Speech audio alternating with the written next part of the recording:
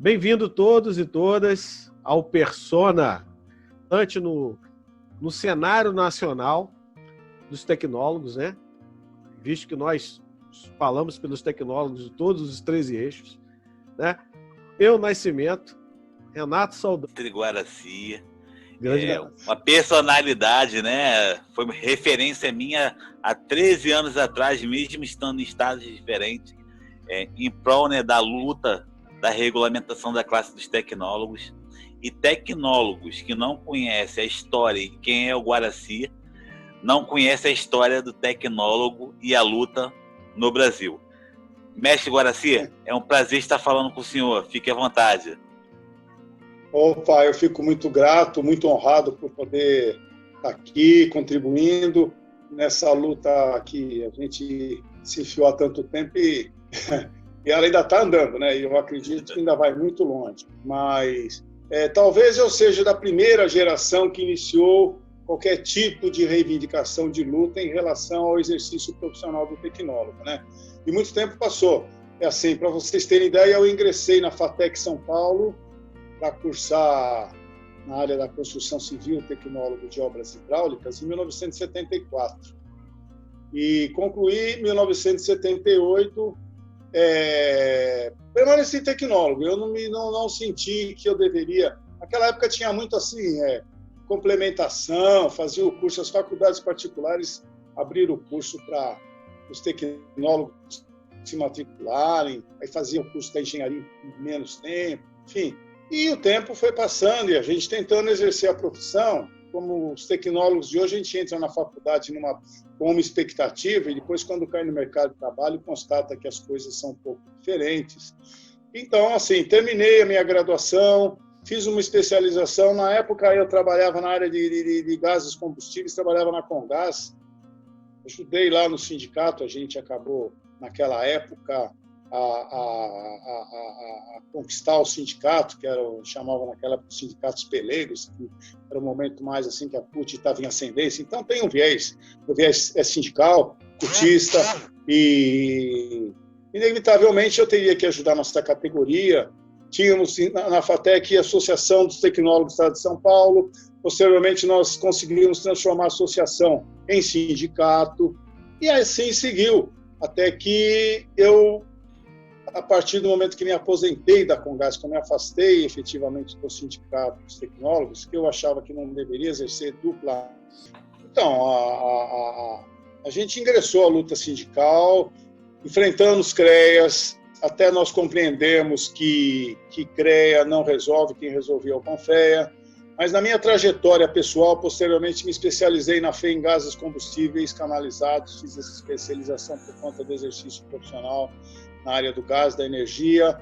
Posteriormente me aposentei da Comgás, fui fazer uma pós na FAAP de gestão pública, porque nesse meio tempo também a minha vida partidária, político-partidária, ela foi avançando, né? Hoje eu presido o Partido Verde aqui na Ilhabela, me afastei do Partido dos Trabalhadores por conta de toda essa trajetória do partido que houve aí. Eu não concordei com essa forma, me afastei, porque assim, eu tenho essa tendência. Eu acho que às vezes você combate, mas não dá certo, afasta, porque senão é sacrifício inútil, porque a política tem tanto espaço para tanta gente fazer política, não precisa ficar todo mundo ali no mesmo... É o caso agora, né? Então, assim, a gente em 2004, eu já era secretário do Sindicato dos Tecnólogos, entendi o caráter da luta, criei por concepção minha e negociei com o sindicato a Associação Nacional. Trabalhamos aí desde 2004, criamos a Associação de Santa Catarina. Acho que criamos aí um rol de 10 ou 15 associações por esse Brasil. Algumas vingaram, outras não. Na época tinha o Sindicato dos Tecnólogos do Estado de São Paulo, composto, e o Sindicato do Mato Grosso, que também não se conversavam por conta de uma ação na Justiça, que o Sindicato do Mato Grosso ingressou com uma ação coletiva e o Sindicato de São Paulo ingressou com ações individuais. Então, assim, na Justiça contra o sistema, né? Para aquela coisa das atribuições, 2013 já existia naquela época, e assim... Eu não lembro o ano da 313, mas 313 ela foi feita assim, vocês não estão gostando da 2018, que o exercício era regido pela 2018. Então, para piorar a situação do Tecnólogos, eles fizeram a 313, que é mais restritiva do que a 218. Nossa. Anteriormente, a gente foi evoluindo. Hoje eu tenho assim uma atividade preponderantemente política. Eu aqui estou empenhado em criar aqui, a gente vai disputar essas próximas eleições. Eu vou compor uma chapa como vice-prefeito aqui de Ilhabela, junto com outro médico, ex-secretário médico, ex-secretário de saúde aqui local. Então acaba me consumindo a luta local, onde a gente está, a idade já vai sentindo um pouco, essa coisa de ir para Brasília, sair daqui, eu moro em Ilhabela atualmente, no litoral norte do estado de São Paulo. Então, uma viagem daqui para Brasília, ela consome quase 12 horas, entre sair de Ilhabela, chegar em São Paulo, avião, lá. E a gente vai cansando, e vai vendo os companheiros também, numa visão de luta que eu não compactuo, mas eu também não... Quem sou eu para dizer quem está errado? Eu mal tenho razão comigo mesmo, mas... Então, assim, eu não procuro mais ter razão. Eu tenho uma visão sindical da minha trajetória desse período todo. Minha natureza é sindicalista, não tem jeito, a minha atuação é nesse campo. Agora evoluiu para o campo do Partido Verde, acho que a idade vai trazendo um certo peso para a gente, né? Enfim, eu não tenho muita noção. Vocês falam umas coisas que eu não tenho noção. Na verdade, eu não tenho a menor noção do que eu represento para o movimento. Nunca procurei também saber, porque não fiz para ter importância, não fiz por um apelo da minha consciência, que não tinha jeito de ficar omisso, e assim é na política. Eu faço política, eu gosto, confesso, mas grande parte assim também decorre de eu não conseguir ficar omisso. Eu não consigo ficar numa condição de omissão.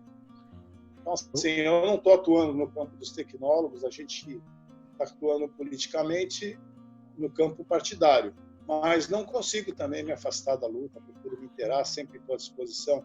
Nesse meio tempo, nós conseguimos criar, eu acho que é o tema mais principal aqui, a gente conseguiu agregar o MEC, a CETEC-MEC, a Secretaria de Educação Tecnológica do MEC, conseguir juntar a Confederação Nacional das Indústrias, o Senai, né?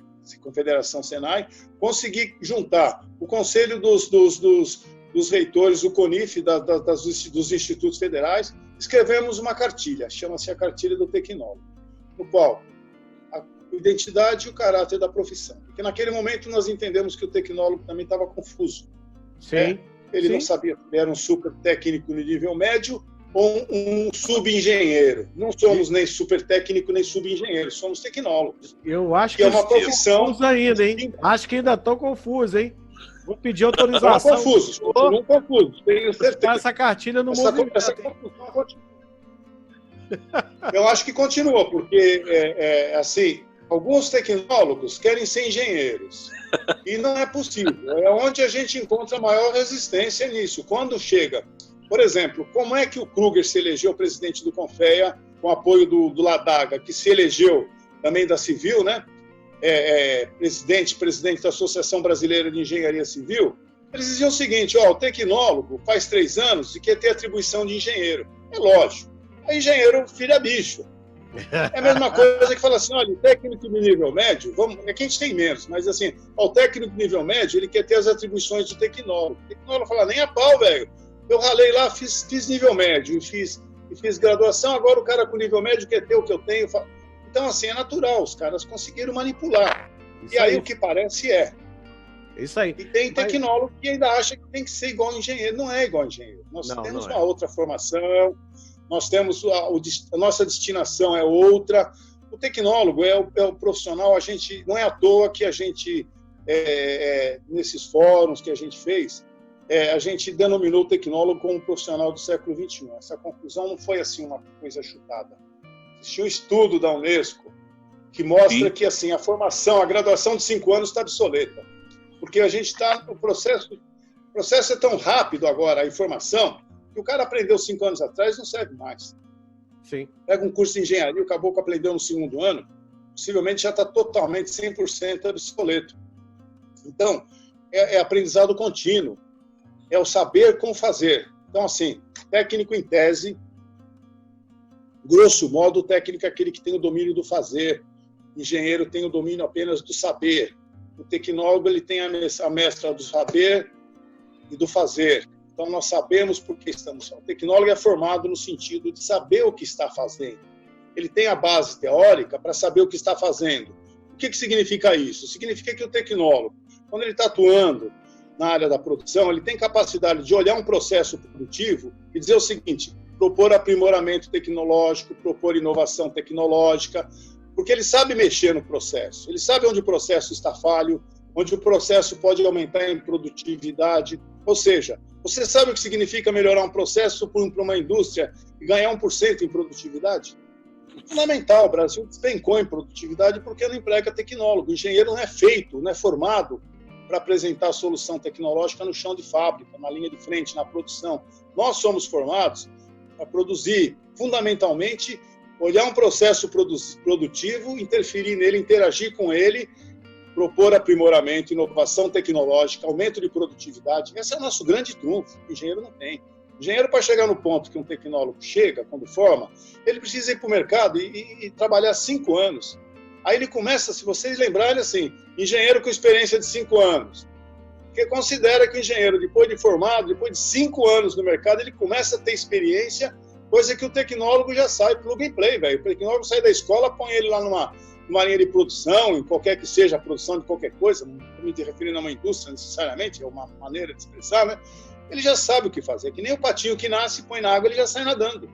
A mãe não precisa ensinar o patinho a nadar, ele já aprendeu, ele já vem, a gente já é, digamos assim, formado para ter esse tipo de intervenção. Sim. Mas, infelizmente, os engenheiros têm um temor. E eles, no íntimo, eles sabem que assim, o engenheiro é uma profissão que vai se extinguir. Ela está em extinção. Se os tecnólogos tivessem um pouco de raciocínio, iam perceber o seguinte: para cada tecnólogo que forma na área da engenharia, para não ir longe, eu conheço a área da engenharia, forma um engenheiro para cada 5 ou 6 ou 10 tecnólogos. Então, matematicamente, daqui a alguns anos, nós seremos maioria dentro do sistema Confecreia. Então, enfim. Uma ordem natural, né? É uma ordem natural. Questão de matemática. Não tem jeito. É matemática. É matemática. Aritmético e geométrico. Crescimento aritmético e crescimento geométrico. Então, a gente cresce geometricamente e os estudos apontam assim: para cada engenheiro deveria ter 5 a 10 tecnólogos. Porque é cara a formação de engenheiro.